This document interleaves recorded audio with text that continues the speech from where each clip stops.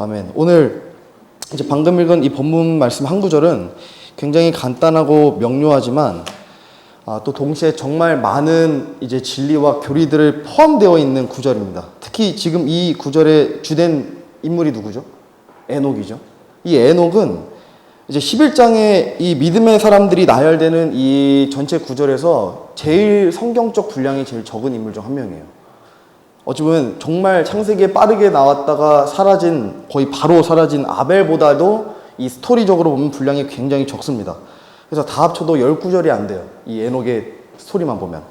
그래서 히브리서 11장은 이제 훌륭한 하나님의 사람들이자 믿음의 사람들이 이제 기록된 그런 명예의 장 같은 이제 구절들이 나와 있는 건데, 이게 나오는 이제 열댓물의 인물들 제가 화면에 띄워놨는데 한번 보시면 성경을 펼쳐서 찾아볼 수 있는 스토리들이 있고 다 믿음의 이제 그런 우리가 간증을 확인할 수 있는 사람들이에요. 이 사람들은. 그죠? 뭐 아벨, 노아, 아브라함, 뭐 말할 것도 없이 사라, 이삭, 야곱, 요셉, 모세, 라합, 기드온, 바락, 삼손, 입다, 다윗, 사무엘. 이 중에 우리가 모르는 사람이 없습니다. 전부 다 이들의 믿음의 간증을 우리가 지금이라도 구약 성경을 펴서 확인할 수 있고, 언제라도 우리가 이 믿음의 사람들을 통해서 우리의 믿음을 일치시키고 또 배울 수 있는 것들이 굉장히 많이 나와 있어요, 성경에. 이 사람들 스토리는. 근데 에녹은 사실 여러 방면에서 우리가 이 에녹의 믿음을 간증을 하기 굉장히 어려운 인물 중 한 명이에요.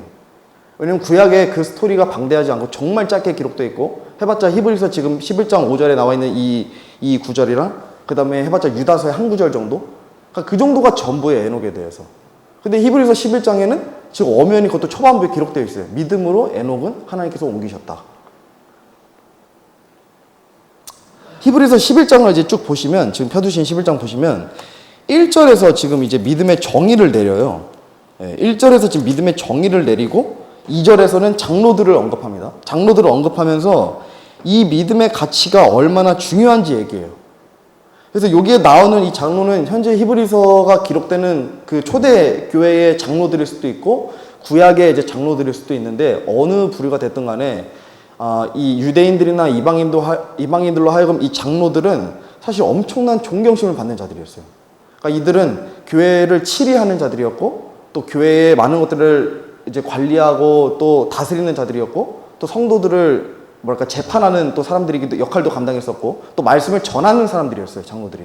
그러니까 엄청난 존경심의 대상, 경외심의 대상이고, 정말 하나님의 사람이라는 그런 증거가 많은 사람들이었어요, 장로들이. 그래서 이런 믿음의 장로들, 이런 사람들이 믿음으로 말미암아 사람들과 또 하나님에게 좋은 평판을 얻었다는 것을 이제 언급하면서 사도 바울은 본격적으로 이제 믿음의 사람들 쭉 나열하는 거예요. 뭐 아벨, 노아, 에녹, 아브라함, 사라, 라합 하면서 쭉 나열시키는 거예요. 믿음의 정의를 얘기하면. 근데 잘 보시면, 자 보세요. 아벨은 거기 보시면 이제 4절 보시면 믿음으로 더욱 뛰어난 희생물을 드렸다 하고, 그리고 7절에서 노아는 믿음으로 뭘 했다 그래? 방주를 지었다 하죠. 그리고 8절에서 아브라함은 믿음으로 순종했다고 해요. 11절에 사라는 믿음으로 하나님의 말씀을 받아들였다.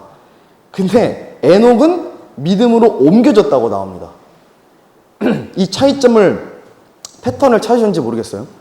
다른 사람들은 지금 보시면 능동적으로 행한 결과값이 나와요. 그러니까 믿음으로 뭘 했다, 믿음으로 방주를 지었다, 믿음으로 하나님의 말씀을 받아들였다, 순종했다. 그러니까 다 능동적인 결과에 의한 결과값이 열매가 나오는데, 에녹만 유일하게 수동적으로 이루어진 결과값이 나와요. 히브리서 11장에서 유일하게. 그러니까 뭐라 했죠? 창세기 5장 24절에 보면 에녹이 하나님과 함께 걷더니 하나님께서 그를 데려가심으로 그가 있지 아니하더라. 이게 이제 창세기 이제 5장에 그 나와 있는 게 뭐 이따가 확인하겠지만 거기에 나와 있는 구절인데, 어쨌든 다른 사람들은 능동적으로 행한 어떤 결과에 대해서 나오는데 에녹만 유일하게 하나님께서 데려가셨어요. 그러니까 수동적으로 이루어진 결과값이 등장하는 거예요, 히브리서 11장에. 굉장히 큰 가치가 있는 거예요, 사실 이 믿음의 이 평판은. 어쨌든 창세기 5장 24절에도 아까 봤지만 명확하게 나오는 거죠. 에녹이 이제 휴거된 거잖아요. 믿음으로 에녹이 올라간 거예요. 들림받은 거예요. 우리가 이제 성경을 해석할 때 여러 관점에서 이제 해석할 수 있습니다. 이제 그 중에 하나가 뭐냐면, 신약 성경에 이제 우선권적 해석 체계를 둔다는 얘기거든요, 신약 성경에다가. 그러니까 쉽게 말씀드리면, 제가 이제 이거를 굉장히 존경하는 이제 신학자이자 또 설교자인 찰스 라일리 교수님이 이렇게 풀어주셨어요. 이거를 어떻게 풀어주셨냐면, 모든 성경이 영감을 받아 기록되었고 유용한 것이지만, 유익한 것이지만 신약 성경의 교리의 원천은 구약 성경에 있다. 그러니까 무슨 말이냐면 구약 성경의 계시가 예비적이고 부분적이라면 신약 성경의 계시는 완전하고 더 형태가 있고 핵심적이라는 거예요. 이 신약 성경의 계시가. 그래서 예를 들어 신약 성경에 기록되고 주어지기 전까지는 삼위일체에 대한 교리가 확실하지 않았어요. 근데 구약 성경에 삼위일체에 관한 내용들은 나오거든요, 사실. 근데 이 교리적으로 정립되고 확립된 거는 신약 성경에 기록되고 나서요. 하늘에 증언하신 분이 세 분이 계신다 하면서 이제 삼위일체에 대해서 나오죠, 그 교리들이. 그래서 제가 말씀드리고 싶은 건 뭐냐면 구약 성경보다 신약 성경이 더 많은 영감을 받았고 더 보존되고 완전한 성경이다가 아니라 구약 성경도 신약 성경도 모두 하나님의 영감을 주어지고 이제 뛰어난 말씀들이지만 그분의 뜻, 하나님의 계시 이런 목표들은 점진적으로 펼쳐져요. 창세기부터 요한계시록에 이어서까지 점진적으로 일어나가는데 이것이 구약 성경 시대적으로 미리 쓰여졌기 때문에 거기에도 신약 성경의 어떠한 교리들이 반드시 등장할 수밖에 없다는 거예요. 뭐 예를 들어 교회에 관한 거, 휴거에 대한 것도 마찬가지고 재림에 대한 거, 마지막 때 이런 교리들이 신약 성경에만 생뚱맞게 등장하는 것이 아니라 대부분이 구약 성경에도 이미 다른 어떤 여러한 방면으로 인해서 뭐 모형론적이라든지 그런 방면으로 인해서 기록이 되어 있다는 겁니다. 그래서 하나님께서부터는 창세기에서 이미 자신의 계획을 나타나셨다는 거예요. 제가 살펴보지 않겠지만 이제 우리가 원시복음, 그러니까 원형복음이라고 하는 이 프로토 에반젤리움이라는 게 있는데 제가 이거 구절 안 띄어놨네요.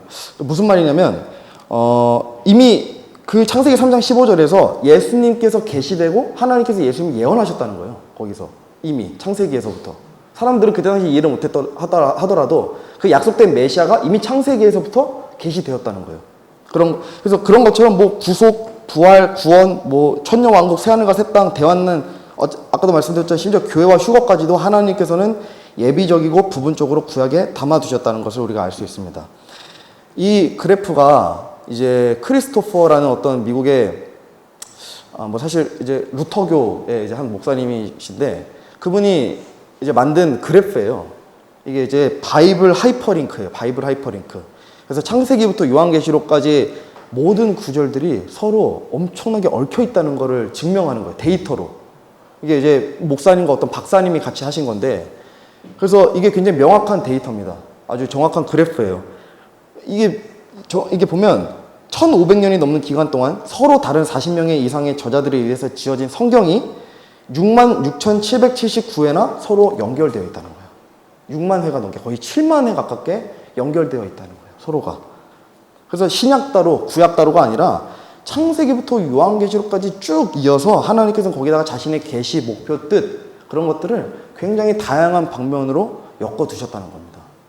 이게 굉장히 큰 신비죠. 그래서 그중 하나가 이제 오늘 조금 살펴보고 싶은 휴거에 대한 교리예요. 휴거에 대한 교리.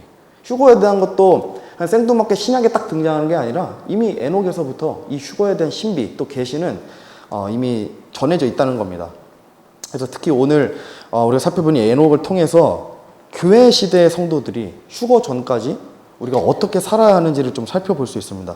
자, 우리 이 시간 창세기 5장 말씀 한번 좀 펴보겠습니다. 창세기 5장. 이거 뭐 다 읽어볼 수는 없어요. 이게 좀 분량이 길어서 다 읽어볼 수는 없지만 한번 저희가 피고 제가 좀 핵심적인 것들만 좀 짚어나가 보겠습니다. 창세기 5장은 보시면 이제 거기 소제목에 아담의 세대들이라고 하면서 쭉 나와요. 그래서 1절에서도 아담의 세대들에 관한 지금 계보예요. 족보죠. 그래서 하나님께서 사람을 창조하신 날에 하나님의 모양대로 그를 만드시되, 그러니까 아담을 만드시고 난 이후에 이제 누가 누구를 낳고 그 담긴 장이 5장이에요. 5장은 쭉 그런 내용밖에 없어요. 6장이 시작되기 전까지. 5장은 이제 계보에 관한 책이에요. 그래서 뭐 그냥 보시면 아시겠지만 스토리가 없어요. 스토리가 그냥 뭐 에노스가 뭐 누굴 낳고 뭐 셋이 누굴 낳고 뭐 그렇죠? 뭐 게난 마랄렐 나오고 뭐 하면서 야렛 나오고 그 다음에 이제 뭐 에녹 나오고 무두셀라 나오고 노아 나오고 라멕 나오고, 그러니까 이런 식으로 이제 계보만 등장해. 어떤 스토리가 없어요. 스토리가. 그래서 뭐 궁금해도 우리가 알 수 있는 방법이 없어요. 이들이 도대체 어떤 사람들이었을까? 그러니까 나이만 나와 있고 누가 누굴 낳았고 죽었고 뭐 이것만 나와 있으니까 알 수 있는 방법이 없어요. 하나님께서 기록하지 않았기 때문에. 근데 좀 의아하기는 하죠. 의아하기는 해요. 왜냐면 느헤미야도 보면 그 성벽 재건축자들의 명단이 쭉 나오거든요. 그래서 저도 항상 볼 때마다 좀 의아했어요. 왜냐면 제가 좋아하는 구절 중에 하나가 요한복음 보시면 예수님께서 행하신 것들이 이외에도 많으니 만일 그것들을 낱낱이 기록한다면 심지어 이 세상이라도 기록된 책들을 다 담아두기에 부족할 줄로 나는 생각하노라. 아멘. 무슨 말이냐면 성경의 창세기부터 요한계시록까지 모든 구절은 엑기스라는 거예요. 더 필요하지도 않고 덜 필요하지도 않고 딱 이만큼이 사람 인류에게 필요한 만큼만 딱 주어졌다는 거예요. 성경 말씀이. 더 늦었을 수도 있는데 하나님께서 보실 때 불필요하니까 딱 이만큼만 두신 거예요. 그러니까 창세기부터 요한계시록 모든 구절이 다 우리에게 유익하고 디모데후서 말씀처럼 모든 성경 기록은 하나님의 영감으로 주신 것으로 교리와 책망과 바로잡음과 의로 교육하기에 유익하니 이것은 하나님의 사람이 완전하게 되어 모든 선한 일에 철저히 갖추어지게 하려 함이라. 그러면 이 말씀에 따르면 지금 이런 계보들도 스토리가 없는 이 인물들만 쭉 나오는 이 계보도 무언가 유익을 위해서 주어졌을 거 아니에요. 이게 뭐 느헤미야에 있는 그 재건축자들의 명단도 그렇고 이름도 기억 못 하는데 그 사람들의. 그래서 뭐 이렇게 좀 어쨌든 1.1획의 모든 구절들이 우리의 유익을 위해서 주어졌고 어쨌든 이것 또한 우리가 좀 불필요해 보이고 좀 너무 거추장스러워 보이는 구절들이지만 그럼에도 불구하고 이게 뭔가 우리에게 유익이 있기 때문에 주어졌다. 이런 관점에서 우리가 초점을 맞춰서 좀 성경을 해석을 해보면 이런 계보들에 나오는 사람들 자체가 엄청나게 중요하다기보다 이런 계보들의 이후에 나오는 사람이 좀 중요하기 때문에 이 계보가 등장하는 걸로 볼 수 있어요. 일단 제일 큰 맥락은 뭐냐면 이 계보가 쭉 나오고 나서 6장에서는 방대한 노아 스토리가 나와요. 그리고 나서 쭉 계보가 또 나오고 또 스토리가 나오고 성경이 거의 이런 식이에요. 계보가 나오고 스토리가 나오고 계보가 나오고 스토리가 나오고. 근데 지금 여기도 보면 5장에서 계보가 쭉 나오고 6장에서 본격적인 노아의 하나님의 심판하면서 쭉 나오거든요. 그러니까 이건 뭘 의미하는 거예요? 이 계보는 누구를 설명하기 위한 거예요? 노아를 설명하기 위한 거예요. 노아를 설명하기 위해서. 그러니까 생뚱맞게 갑자기 노아가 어디에서 땅에서 쏟은 사람인지 하늘에서 내려온 사람인지 알 수가 없으니까 그 밑작업으로 하나님께서 5장에 이런 계보를 쭉 설명하신 거예요. 아담에서부터 노아까지. 어떤 혈통에 대해서. 자, 근데 뭐 오늘 노아를 살펴본 거 아니지만 이런 식으로 이제 쭉 나열되는데 여기 21절 가서 보시면 조금 이제 갑자기 변화구가 던져지거든요. 21절 보면 에녹은 65년을 살며 무드셀라를 낳았고 무드셀라를 낳은 뒤 300년 동안 하나님과 함께 걸으며 아들 딸들을 낳았더라. 에녹의 전생에는 365년이더라. 24절이 핵심이에요. 에녹이 하나님과 함께 걸었는데 하나님께서 그를 데려가셨으므로 그가 세상에 있지 아니하더라. 하면서 이제 또 뭐 누가 몇 살까지 살고 죽고 났고. 그러니까 지금 여기서 유일하게 이 5장에서 짧은 스토리가 그나마 하나 나오는 게 이 에녹이라는 인물이에요. 그러면 이 에녹 전에 어찌 보면 이 계보는 에녹을 설명하기 위한 계보고 또 에녹에 의해서 나오는 라멕, 무드셀라 요 계보는 노아를 설명하기 위해서. 그러니까 이렇게 이어서 볼 수 있다는 거죠. 짧은 스토리가 어쨌든 짧게나마 에녹이 등장하니까. 제가 이제 아까 언급한 해석 체계 중에서 이제 모형론을 잠깐 언급했는데 이제 모형론 쉽게 설명드리면 어떤 거냐면 원형에 대한 그림자 또는 사본적인 형태를 띠고 있는 사람이나 사물을 생각하시면 돼요. 원형에 대한 그림자 또는 원형에 의해서 사본적인 형태를 띠고 있는 사람이나 사물. 그래서 대표적으로 뭐 이삭이 있어요. 그러니까 이삭은 예수 그리스도의 모형이었어요. 어째서 그랬죠? 모리아 산에서 올라갔고 또 모리아 산으로 가는데 3일이나 걸렸고 또 예수님께서 나무에 결박당한 것처럼 이삭도 나무에 결박당했죠. 그래서 뭐 이런 거, 그리고 또 유일하게 이제 성경에서 독생자라는 표현이 딱 2번 쓰였는데 그게 예수님하고 이삭밖에 없어요. 그래서 이런 것들을 추측해 봤을 때 이삭은 완전한 예수 그리스도의 모형이다라고 봐도 전혀 뭐 타당하죠. 문제가 없죠. 그래서 이런 것들이 이제 모형론이라 볼 수 있는데 하나님께서는 창세기에서부터 쭉 앞으로 다가올 것들에 대해서 자신의 계시나 그런 예언이나 그런 목표들을 모형론적 이제 그런 것들로 굉장히 많이 담아두셨다는 것을 우리가 읽어나가면서 알 수 있어요. 근데 물론 모든 것을 모형론적으로 해석으로 대입하면 안 돼요. 좀 위험하기도 하기 때문에 그래서 뭐 각자가 어떤 해석 체계를 가지고 하는 것이 굉장히 좋지만 제가 생각할 때는 정말 뭐 앞뒤 문맥상 확실하고 또 그 원형에 대한 것이 정말 일치할 때 이 모형론에 그래서 그럴 때 이제 모형론적 해석을 취하는 게 맞는데 그래서 어쨌든 이 해석 체계에서 노아와 에녹의 순서를 보면 좀 흥미로운 사실이 있어요. 노아는 대홍수를 통과해서 구원을 받았잖아요. 그죠? 그래서 홍수를 통과하고 땅의 유업을 이제 보상으로 받았어요. 그래서 대홍수는 환난을 뜻하고 노아와 그의 가족은 미래의 환난을 통과해서 구원받을 그 유대인 14만 4천을 모형론적으로 예표해요. 노아와 그의 가족이. 그래서 많은 신학자들, 근본주의 신학자들이 그렇게 이제 주장을 하고, 또 저도 사실 그게 굉장히 타당하다고 보여져요. 왜냐하면 에녹이 그거에 좀 더 증거를 실어주거든요. 우리가 이제 세대주의적인 관점에 보면 이제 교회 시대 후에 환난기가 있잖아요. 근데 노아가 만약에 이런 방면에서 봤을 때 환난기 성도의 모형이라면 대홍수가 또 환난기 자체를 이제 의미하고, 그러면 그 전에 뭐가 있어야 되면 교회 시대가 있어야 되는데 교회 시대를 예표하는 게 에녹이기 때문에요. 그러니까 에녹이 교회 시대에서 휴거받을, 그 교회 시대에서 휴거받을 성도들을 예표한다는 겁니다. 에녹이.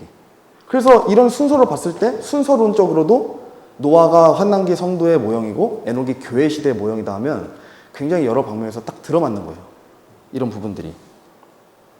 그래서 24절에서도 마치 하나님께서 에녹으로 하여금 죽음을 보지 않게 하시려고, 그러니까 다른 말로 하면 환난기를 겪게 하지 않으시려고 그를 데려가신 것처럼 보여지는 거예요. 에녹이 올라간 게 아니라 하나님께서 옮기셨다 그러잖아요. 그죠? 그래서 에녹은 대홍수 전에 들림받고 휴거되었고, 에녹은 환난 전에 올라갔기 때문에, 따라서 교회도 이처럼 환난 전에 똑같이 에녹처럼 휴거받고 우리가 옮겨질 것이라는 겁니다. 이제 침례교회 이제 세대주의의 대가 중 한 명이라고 할 수 있는 이 클레어런스 라켄이라는 박사님이 계세요. 한 번씩 들어보실 수도 있는데 제가 굉장히 존경하는 박사님이에요. 만나본 적은 없지만. 근데 이 박사님께서 휴거에 대해서 언급한 이 멘트가 있어요. 근데 제가 너무 사실 읽을 때마다 감동이 돼서 오늘 좀 소개해드리려고 제가 가져왔어요. 잘 보이실지 모르겠지만 제가 읽어보겠습니다. 우리들의 중에 일부가 무서운 죽음의 손길에 의해 육신의 장막을 벗지 않은 상태로 눈 깜짝할 순간에 변화되어 영원히 살 수 있는 영광스러운 몸을 덧입는다는 사실을 생각해 볼 때 얼마나 놀라운 일인가.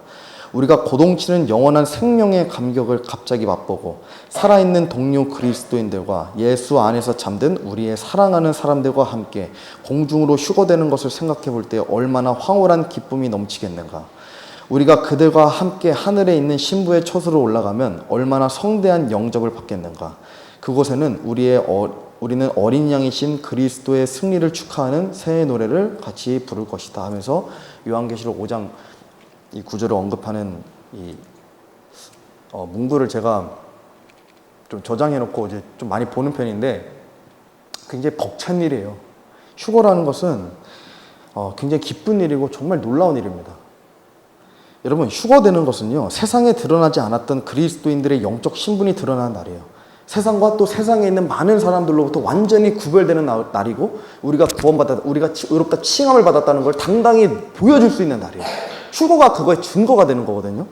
이 휴거야말로 세상 사람들과 그리스도인이 비로소 확실하게 구분되는 일이고, 큰 환난에서 건져져서 우리가 그토록 기다리던 신들의 신, 주들의 주이신 우리의 신랑이신 예수 그리스도를 만나 뵙게 되는 그 날인 겁니다. 이 날을 그리스도인이 가장 사모하는 날이어야 하고, 이 날 하나를 위해서 살아가는 것이고, 그래서 예수님께서 휴거의 소망, 재림의 소망을 가진 자들에게 복이 있고 그들을 칭찬해 주신다는 그 말을 하신 거예요. 그래서 사도 바울도 자신이 죽기 전에 디모데에게 뭐라고 말했냐면 이렇게 말했어요. 내가 내 자신을 허물로 드릴 준비가 되었고 나의 떠날 때가 가까이 이르렀도다. 내가 선한 싸움을 싸우고 나의 달려갈 길을 마치고 믿음을 지켰은즉 이후로는 나를 위하여 의회관이 예비되어 있나니 주 곧 의로우신 심판자께서 그날에 그것을 내게 주실 것이요 내게만 아니라 그분의 나타나심을 사랑하는 모든 자들에게도 주시리라. 예수 그리스도의 다시 오심, 그분께서 나를 건지시는 그 날을 기다리는 모든 사람들에게도 예수님께서 보상해 주신다는 거예요. 그분께서 칭찬해 주시고 그분께서 그걸 기뻐하신다는 겁니다. 이 사도 바울의 고백이 우리의 고백이 돼야 돼요. 우리의 고백이 돼야 돼요. 정말 그분을 공중에서 만나뵙게 되는 그 날 하나만을 위해서 우리가 계속 기다리고 살아가면서 이 세상을 살아갈 때에 정말 하나님께서 우리를 기뻐하시고 존귀하게 여기시고 정말 영광 받으시고 우리가 그리스도인이 정말 그리스도인답게 살아갈 수 있는 그런 날로 변화된다는 겁니다. 제가 영적 교훈 하나를 좀 살펴보고 마치겠습니다. 이제 우리가 앞서 살펴본 것처럼 주님을 만나 뵙게 되는 그날, 우리가 공중에서 우리가 기다리던 그분을 얼굴을 마주대하고 정말 가까이서 보게 되는 그날, 우리의 몸이 영광 보는 그 날을 위해서 이 세상을 살아간다면 우리의 모든 초점이 하나님께 맞춰질 수밖에 없어요. 예를 들어 우리가 조만간 엄청나게 사랑하고 내가 그토록 설레하던 어떤 누군가를 만나게 된다고 한번 생각해 보세요. 그러면 우리는 그 사람이랑 약속을 잡고 그 약속을 잡은 그 순간부터 뭐 몇 주건 몇 달이건 며칠이건 계속 그 사람 생각나고, 아, 그날 우리가 뭐 하지? 그날 그 사람이랑 뭐 먹지? 어떻게 시간을 함께 보내지? 계속 이 생각만 하게 될 거예요. 그러니까 이와 같은 개념으로 머지않아 우리가 주를 만나 뵙게 된다는 사실을 현실적으로 또 이성적으로 우리가 정말 이걸 깊게 받아들일 때 우리의 삶의 생각이, 아, 우리가 주님을 만나 뵙게 되면 내가 어떻게 해야 그분께 칭찬을 듣지? 내가 어떻게 해야 그분의 기쁨을 위해서 살지? 어떻게 해야 주님께서 나로 인해서 영광 받으시지? 이렇게 생각의 전환이 바뀌게 된다는 거예요. 우리가 휴거의 소망을 정말 간절하게 붙들게 되면. 그래서 제가 정말 좋아하는 말 중에 그런 말이 있어요. 그리스도인이 그리스도인답게 살아야 된다. 근데 그리스도인이 그리스도인답게 살려면 에녹처럼, 이 교회 시대의 성도들을 예표하는 이 모형적인 에녹처럼 정말 주님과 가까이 동행하면서 하나님께서 나를 기쁘게 받으시고 또 영광 받으시려면 내가 정말 주님께서 나를 머지않아 데려오신다는 그 마음 하나로, 그 믿음 하나로 우리가 계속해서 살아나가야 된다는 거예요. 이 세상을 살 때.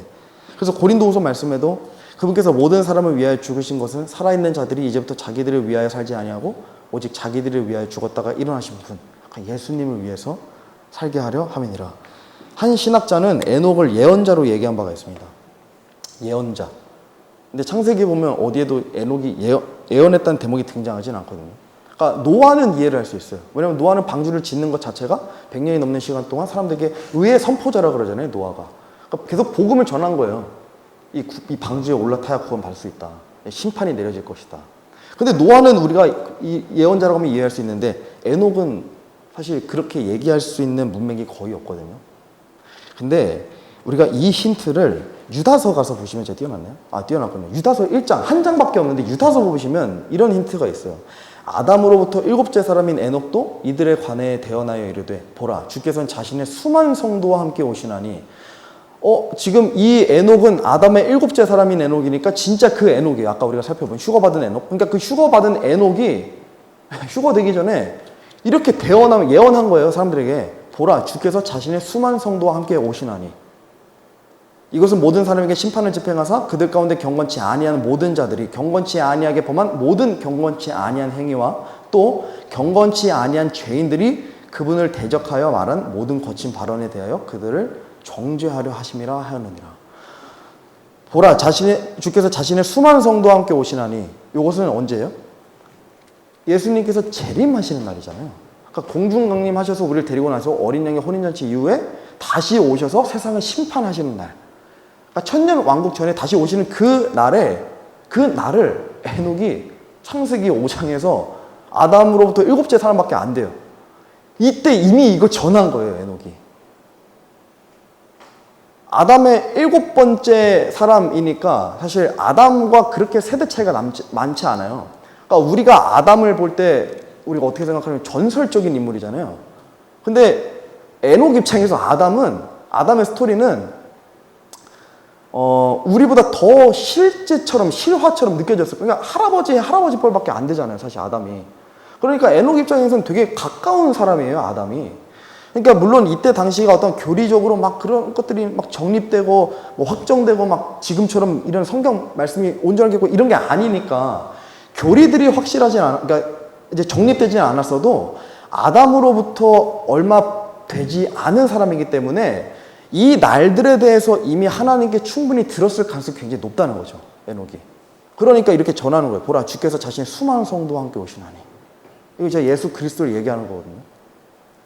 이렇게 에녹이 이제 선포하다가 주님께서 이걸 기뻐하시고 그걸 데려가신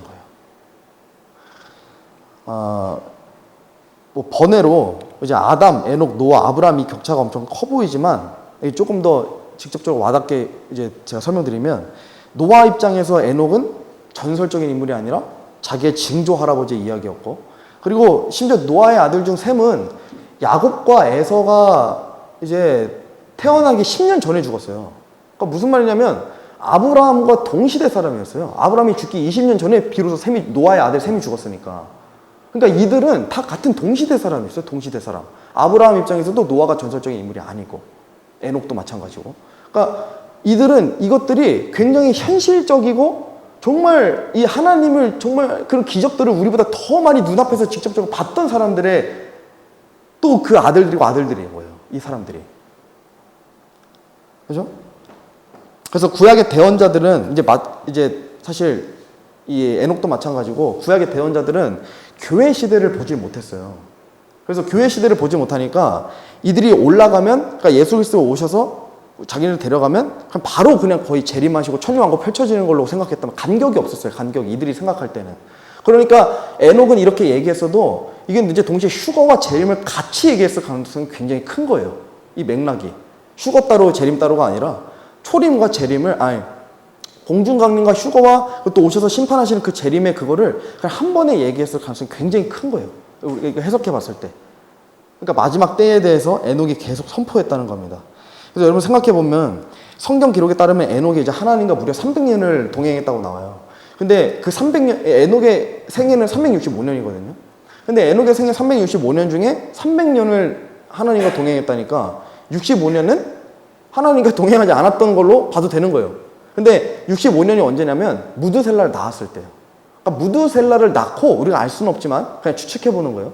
어떠한 계기로 인해서 어떠한 터닝 포인트로 인해서 에녹이 무드셀라를 낳고 하나님과 동행하기 시작한 겁니다. 근데 정확하게는 이렇게 마지막 때에서 선포하면서 정말 주께서 자신의 수만 성도 오신 날 이 예언의 말들을 하면서 하나님과 계속 동행하고 또 가까이 걸으면서 그분에 대해서 선포하고 전하면서 올라갔다는 겁니다. 휴거 되기 직전까지요. 이것이 뭘 말해주냐면 에녹은 때가 이르면 주님께서 오시고 휴거되었다가 환난기 끝에 수만 성도와 함께 다시 오셔서 세상을 심판하신다는 믿음이 에녹에게 확고하게 있었다는 거예요. 너무나 확고하게. 그러니까 이 믿음이 있었기 때문에 에녹은 하나님과 함께 걸을 수 있었고 이 믿음이 있었기 때문에 누가 영향을 받았죠? 무드셀라가 영향을 받았고 또 이어서 라멕이 영향을 받았고 노아가 영향을 받은 거예요. 이 다시 오신다는 그 재림의 소망이 있었기 때문에 재림의 확신이 있었기 때문에 그러니까 결국 하나님께서는 에녹을 보여주시면서 미래의 교회가 어떻게 세상을 살아가야 하는지를 정확히 보여주신 거예요. 모형론적으로. 그것은 다시 오실 주님을 우리가 단순히 알고 있는 것이 아니라 정말 그분을 정말 우리가 마주할 것을 소망하면서 정말 확신 있게 휴거가 어떠한 그런 소설 같은 이야기가 아니라 정말 내가 머지않아 진짜 정말 내일 당장 오실 것처럼 그분께서 나를 데리러 오실 것처럼 그 소망을 붙은 채 살아가는 것입니다. 에녹은 다시 오실 주님을 바라보면서 이 세상을 살았어요.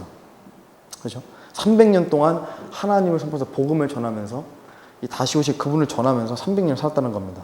그래서 하나님께서 에녹의 믿음을 어떻게 여기셨습니까? 그는 옮겨지기 전에 하나님을 기쁘게 하라는 자라는 증언을 가졌느니라.